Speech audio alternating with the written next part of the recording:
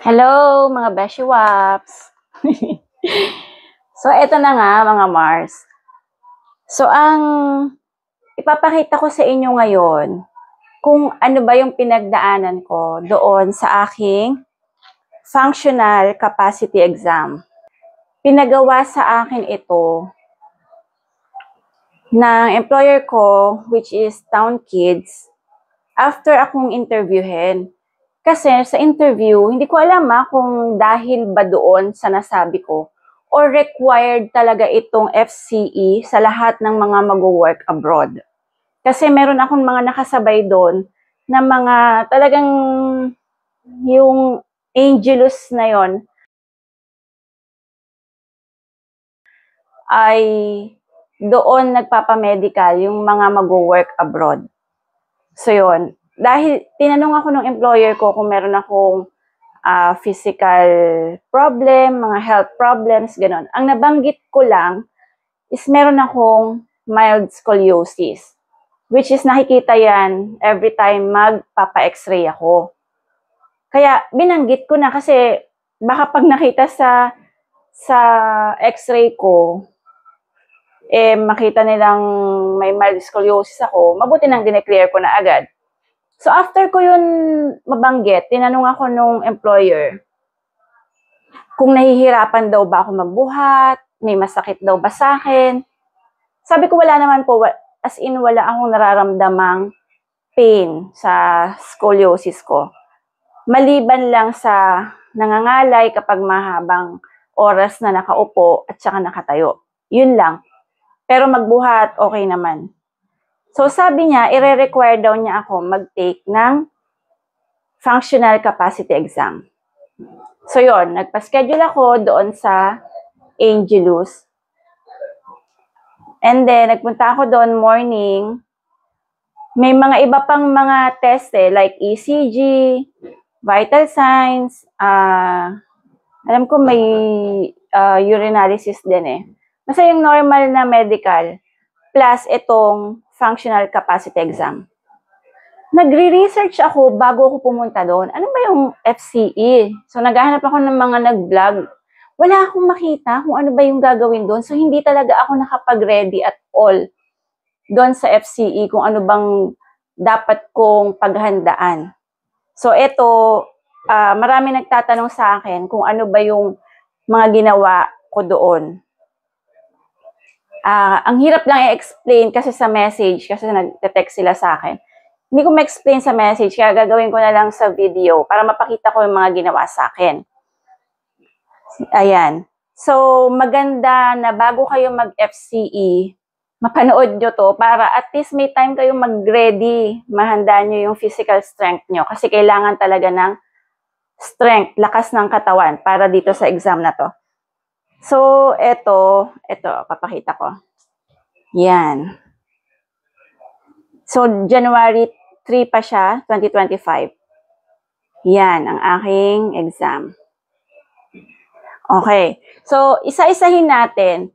Based muna doon sa naaalala kong, yung, kasi January pa ano na ngayon, November na, no? So, kung ano na lang yung naaalala ko, at saka doon sa mga nakasulat dito. Una, ang pinagawa sa akin, sabi niya, kumain ka ba? Kailangan nag-heavy meal ka. Kasi nga, pagka hindi, manghihina ka. So, kailangan mag-heavy meal ka ng umaga or kung hapon ka na, nag-lunch ka ng madami para may lakas ka. And, sabi ko, guys, opo, kumain ako ng heavy meal. Pero ang totoo, hindi man lang ako nakapag lunch. Nag-breakfast ako at ang breakfast ko lang dyan, egg. Sobrang konti lang ng kinain ko kasi gusto ko na nga matapos. Parang nagsinungaling lang ako na kumain ako para hindi na ako ma-move ng schedule. So, yun. Pero ano naman kasi ako, hindi naman ako talaga malakas kumain. Kaya, kinaya ko naman, awa ng Diyos. So, sabi niya, una niya pinagawa sa akin ay may pinahawak siya sa aking parang ganito kakapal. Yan. Ganyan siya. Igi-grip ko siya. Ganyan ang hawak. Igigrip ko siya ng mahigpit. Mahigpit, as in didiinan ko siya para ko siyang pipigain. Tapos may nakikita siya na meter, sukatan kung gaano kalakas yung grip ko. So yung ginagano ko siya, sobrang tigas. Sabi niya, sige pa, sige pa. So didiinan ko pa hanggang ma-reach ko yung minimum na diin na para makapasa. So yun, kailangan masustain ko yung bawa mga 10 seconds siguro na madiin yung hawak ko doon sa device na yon. And then lipat sa kabila, sa kaliwa. Ganun ulit. Sige pa, sabi niya, sige pa, siguro kulang pa yung diin ko. So talagang manggigigil ka, panggigigilan mo siya hanggang ma-reach mo yung lakas na requirement nila. Yun. So yun, nakapasa naman ako doon. Yun yung unang-una niyang pinagawa sa akin. Pangalawa, pinatayo niya ako, sabi niya, lumingon ako sa left and right nang hindi isasama yung katawan. So, gaganon lang. Sige pa. So, yan. As in, dapat lingon na lingon. And then, kabila. So, tinitignan niya yung flexibility nung neck. So, okay naman. Sabi niya pa nga sa akin, oh, sabi sa'yo, madali lang to eh. The next naman, abutin ko lang yung aking toes nang hindi babaluktot yung aking knees. Yan. So, abot ko naman siya. Tapos, may bilang din siya na kailangan matagal. Ganyan. And then, after nun, yung floor naman. Tatouch ko naman yung floor. Okay, nang magkadikit yung ano ko, mga paa at hindi babaluktot yung aking tuhod. So, reach sa floor. Ayan, natouch ko yung floor. Ganon.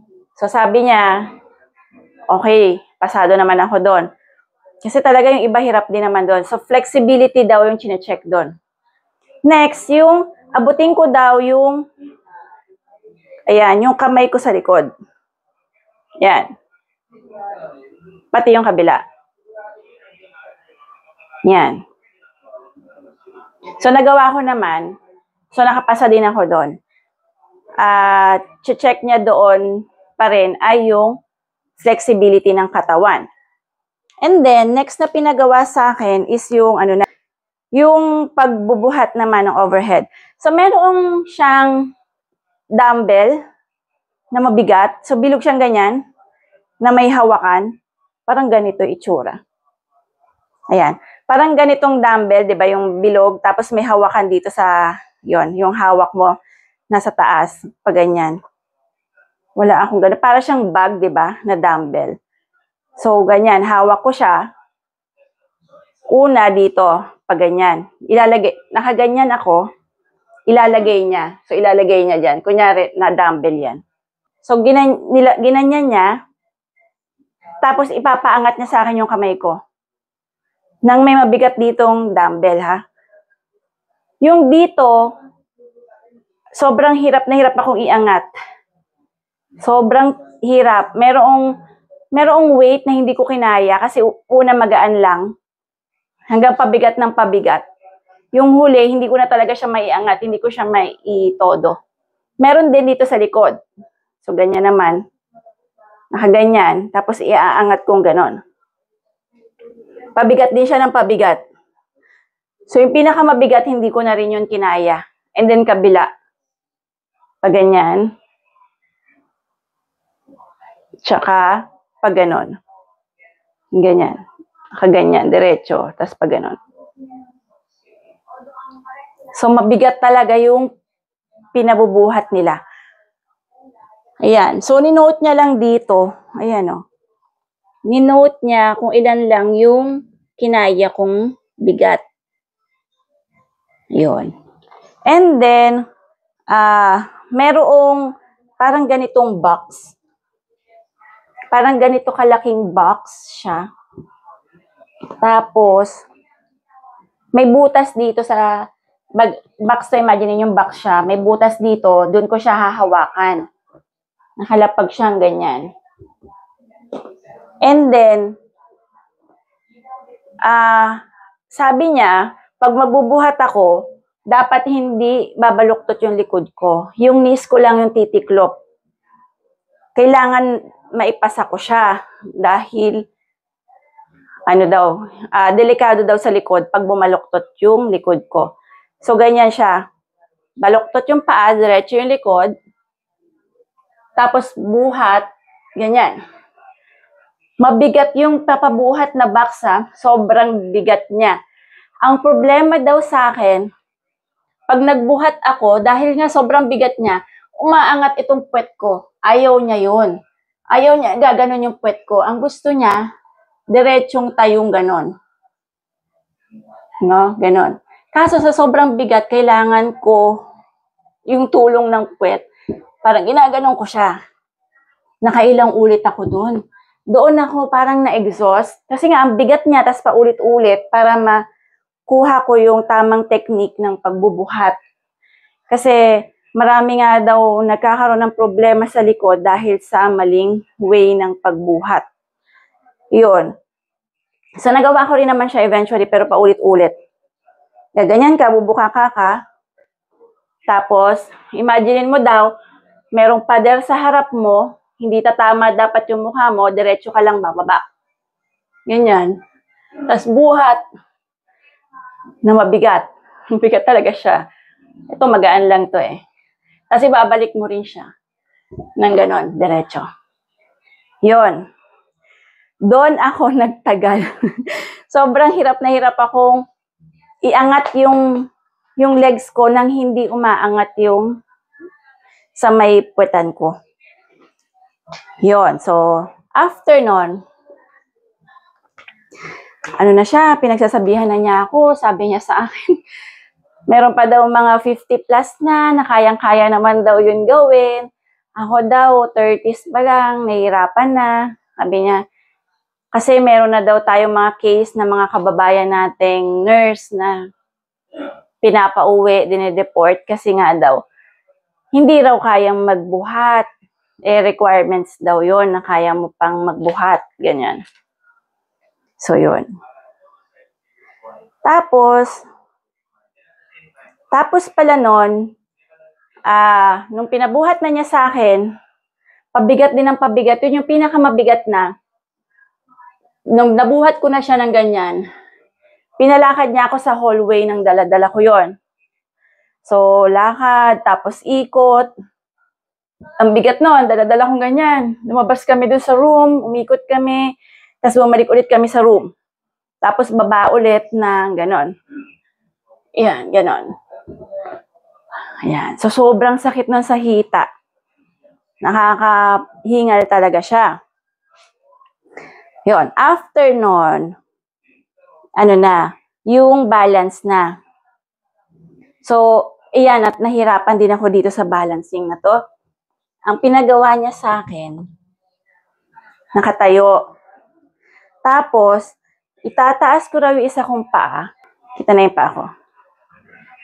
So, itataas ko raw yung isa kong paa. Pwedeng pa ganyan, pwede kahit anong itsura ng isa mong paa, basta nakataas siya. Pwede sa likod, pwede sa harap. Pwede ka raw gumanyan, ganyan. Ganyan, pwede. Huwag ka lang tatalon. Pwede lang ganyan, galaw-galaw.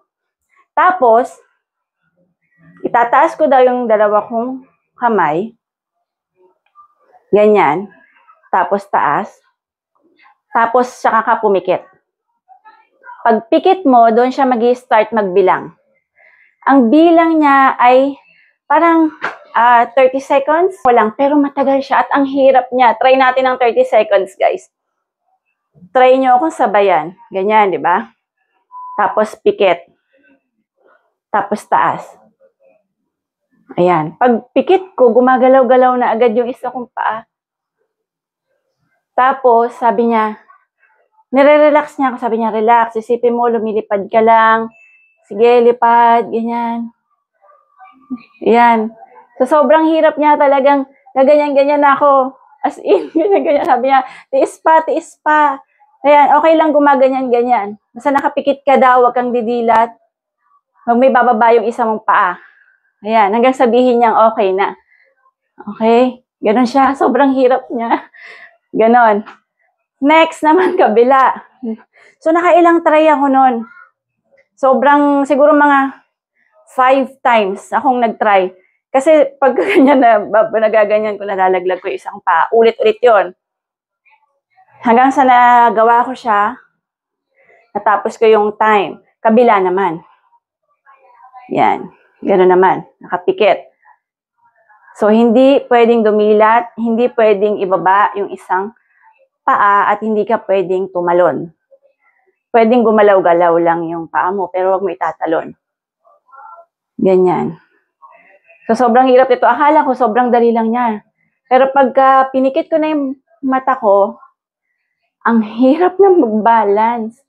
So, tinetest daw dito ang hearing, balancing. Ayan. Yan. Hanggang sa nagawa ko na rin siya. Yun, naipasa ko yun. And then, ang last na pinagawa sa akin, guys, ito na yung pinakamasakit at pinakamahirap. Box na binuhat ko, pinabuhat sa akin box, ito yon. Medyo ano to ha, medyo mas mataas ito. Siguro hanggang dito lang yon yung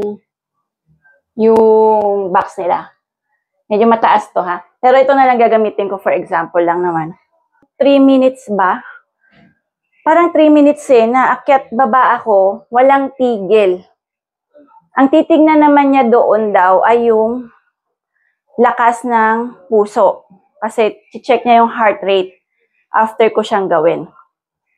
So, ganito lang yung gagawin. Akyat, akyat, baba, baba. Akyat, akyat, baba, baba. Paulit-ulit yan ng 3 minutes. So, yung 3 minutes na yun, alam nyo, grabe, pinakamatagal na 3 minutes ng buhay ko. Ang sakit na ng aking hita. Parang hindi matapos-tapos yung 3 minutes. Pero kinaya ko siya. Yan. Kaya hindi pwedeng mag-test dito yung mga high blood kasi nga, sobrang nakakapagod niya. So, nung natapos ko siya ng 3 minutes, pinaupo na ako, and then, yan, kunyari 3 minutes na. Pinaupo na ako, and chinek agad yung aking heartbeat. So, chinek niya, binilang niya. So, ang bilang nung sa akin, nakanote is 146 beats per minute. Nakasulat ay satisfactory. Yun. So, tapos nun, tuloy pa rin siya ng sermon sa akin kasi nga hindi ko nga nagawa yung pagbubuhat, no? Yun lang yung hindi ko nagawa, yung pagbuhat ng mabigat. Tsaka yung ganon. Yung ganon. Kasi ang bigat na, hindi ko na may angat. So yun, yung mga hindi ko nagawa, sabi niya sa akin, sige, ipapasang awa kita. Grabe no, hanggang dito pasang awa pa rin ako. So yun, pinasa niya ako, basta daw magbibigay ako ng, parang pipirma ako ng waiver na mag-exercise daw ako, papalakasin ko raw yung core ko para kayanin ko raw magbuhat ng mabigat. So, sabi ko, okay po, sige po, yan. So, after nun yun, nag-exercise, yun, pampalakas. So, yun yung aking advice na in-advise din sa akin. Magpalakas tayo ng katawan, magpamuscle, kasi nga, marami daw tayong bubuhatin doon na baka mas mabigat pa sa atin. At dapat tama yung way natin magbuhat. Yun daw yung pinakamahalaga. Sabi niya sa akin pa, sa tuhod daw, marami ng remedyong pwedeng gawin. Pwedeng operahan, pwedeng mapalitan. Pero yung spinal cord daw natin, kapag nagka-slip disc tayo or nagkaroon ng diferensya dahil sa maling pagbubuhat, mahirap na daw yan ayusin. Yun yung lagi niyang sinasabi sa akin. Kaya mahalaga daw na palakasin natin yung ating mga core sa pagbubuhat. Yun lang. Sana nakatulong sa inyo mga Beshi Waps. Message lang kayo or comment down below kung meron kayong mga tanong. Bye!